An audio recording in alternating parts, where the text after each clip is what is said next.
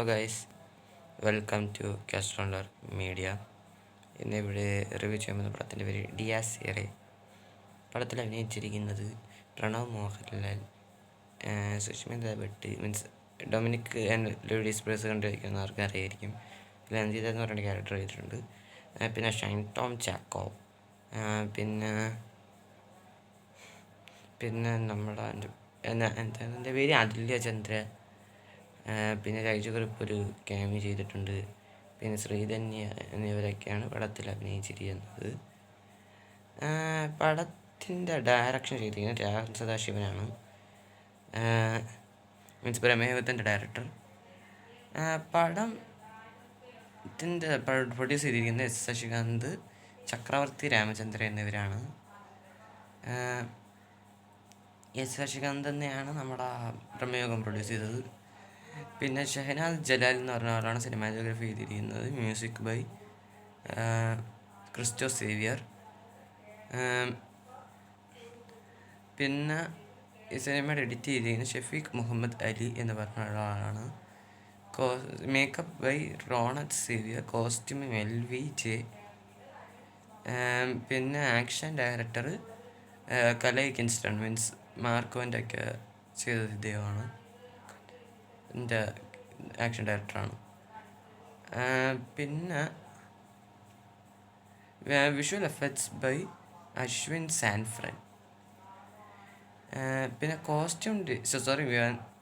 Sound effects ചെയ്തിരിക്കുന്നത് ജയദേവൻ ചക്കാടത്ത് എന്ന് പറയുന്ന ഒരാളാണ്. പടത്തിൽ പടം എങ്ങനെയുണ്ട് ചോദിച്ചാൽ സൂപ്പർബ് പടം, ആൻഡ് ഇറ്റ്സ് ഫയറിങ്.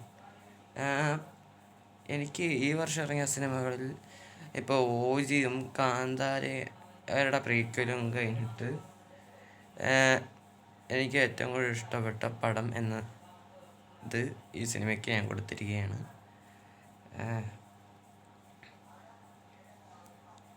മീൻസ് 3ാം സ്ഥാനം. ഈ വർഷം എനിക്ക് ഏറ്റവും ഇഷ്ടപ്പെട്ട 3ാമത്തെ സിനിമ എന്നുള്ള ടൈറ്റിൽ ഈ സിനിമയ്ക്ക് കൊടുത്തിരിക്കുകയാണ്. കാരണം അത് പൊളിച്ചടിക്കിയിട്ടുണ്ട്. സിനിമയിൽ ഹൈലി പോസിറ്റീവ്സ് പറയാം. First, direction and story and screen play. ഇത് 3ഉം രാഹുൽ സദാശിവൻ അടിപൊളിയായിട്ട് ചെയ്തു വെച്ചിട്ടുണ്ട്.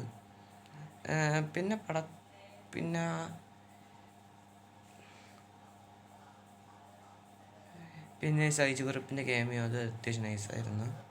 അത് ലാസ്റ്റ് ആകുമ്പോഴാണ് വരണത്. ഒരു യൂണിവേഴ്സിനെ കണക്ട് ചെയ്യുന്ന യൂണിവേഴ്സ് മാതിരി ബിൽഡ് ചെയ്യാൻ പ്ലാൻ ചെയ്യുന്നുണ്ടെന്ന് തോന്നുന്നു Rahul Sadasivan cinema. I don't know.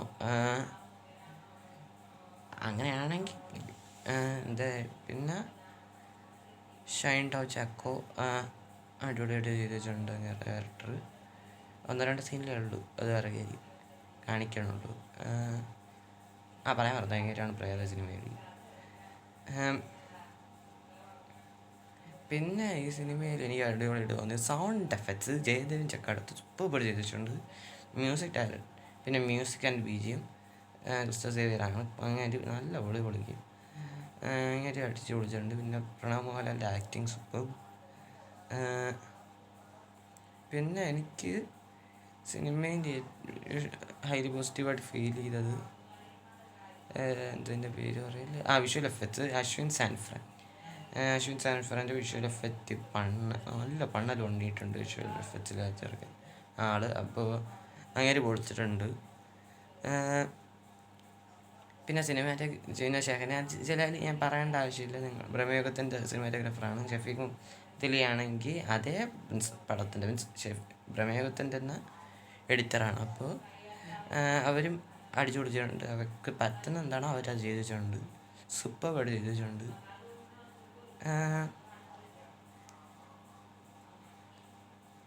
പിന്നെ ഇതൊക്കെയാണ് എനിക്ക് ഹൈലി പോസിറ്റീവ്. പിന്നെ action directions, instant action direction അത്യാവശ്യം അടിപിടിച്ച് പൊളിച്ചിട്ടുണ്ട്. ഇത്രയാണ് എനിക്ക് ഹൈലി പോസിറ്റീവ്സായിട്ട് ഫീൽ ചെയ്തത് ഈ സിനിമ ഫുള്ളായിട്ട് കണ്ടപ്പോൾ.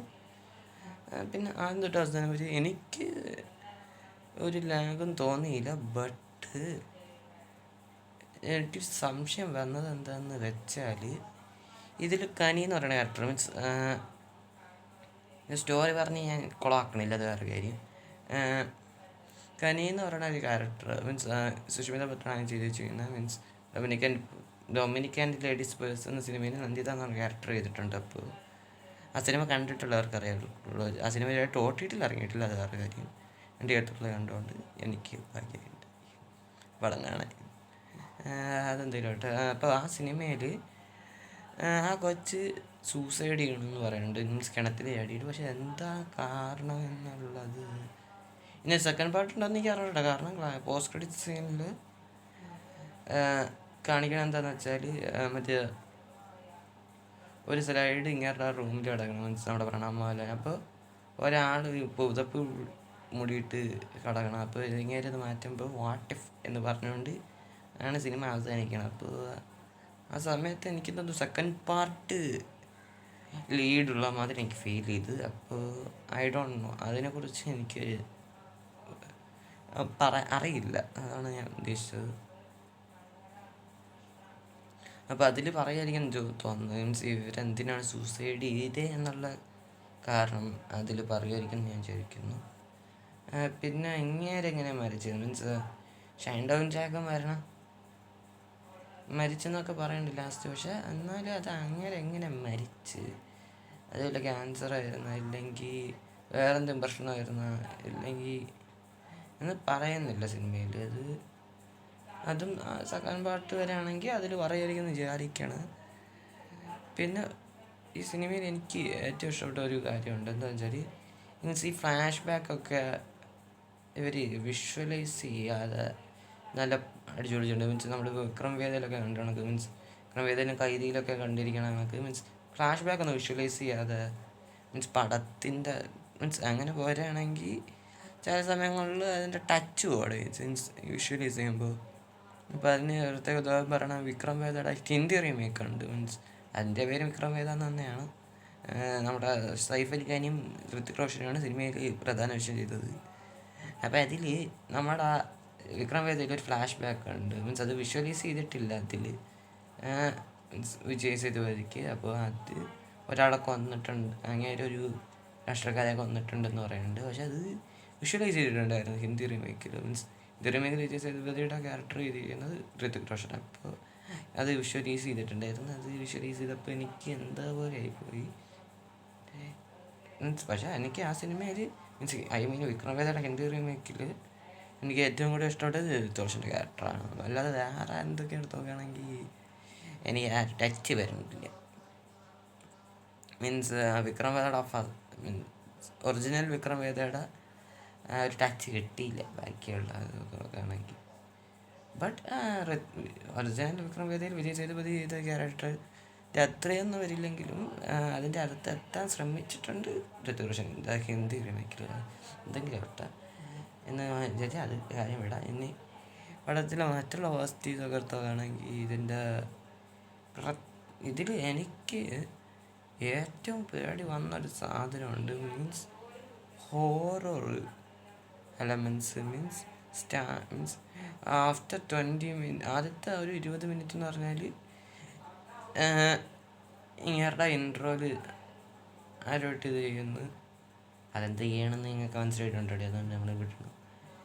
എന്നിട്ട് ഇങ്ങനെ ഒരു പാർട്ടി ഒക്കെ വെച്ചിട്ട് ഇങ്ങനെ ചില്ലായിട്ടിരിക്കുന്നു. പിന്നെ ഒരു ദിവസം പിന്നെ ഒരു കോള് വരണം.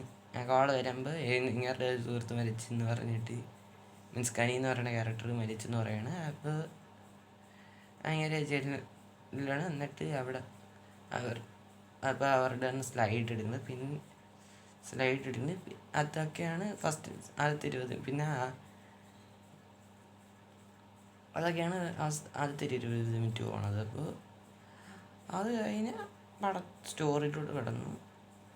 നല്ല പേടിപ്പിക്കലുണ്ട്, ഹൊററുണ്ട്, എല്ലാം ചെയ്തു വെച്ചിട്ടുണ്ട്. ഇത്ര എനിക്ക് പറയാൻ പറ്റില്ല. അടിപൊളിയായിട്ട് ചെയ്തു വെച്ചിട്ടുണ്ട്. മീൻസ് ആദ്യം തൊട്ട് അവസാനം വരെ എനിക്കൊരു ലാഗ് ഫീൽ ചെയ്തിട്ടില്ല. നിങ്ങൾ ഈ സിനിമ കണ്ടവരാണെങ്കിൽ നിങ്ങളുടെ അഭിപ്രായങ്ങൾ കമൻറ്റ് ബോക്സിൽ പറയുക. പിന്നെ ഞാൻ ഈ സിനിമ കണ്ടത് മാതാമാതിരിയിൽ 10:30 ഷോയ്ക്കാണ്. മീൻസ് രാവിലെ 10:30. പിന്നെ രാത്രി ടിക്കറ്റ് ബുക്ക് ചെയ്താൽ തീരുന്നില്ല, മറന്നുപോയി. നല്ല പെട്ടെന്ന് ഉറങ്ങിപ്പോയി, അതുകൊണ്ട് ഇന്നലെ ബുക്ക് ചെയ്യാൻ പറ്റിയില്ല. My mistake. എന്തായാലും ഈ പടം കണ്ടവരാണെങ്കിൽ നിങ്ങളുടെ അഭിപ്രായങ്ങൾ പറയുക. പിന്നെ ഈ വീഡിയോ ഇഷ്ടപ്പെട്ടെങ്കിൽ ലൈക്ക് ചെയ്യുക, ഷെയർ ചെയ്യുക, സബ്സ്ക്രൈബ് ചെയ്യുക. ബെല്ലൈക്കണിൽ ഓൾ എന്ന് പറയുന്ന ഓപ്ഷൻ അത് നമ്മത്തെ സഹായിക്കുക. അപ്പോൾ Tata bye bye delta viscous.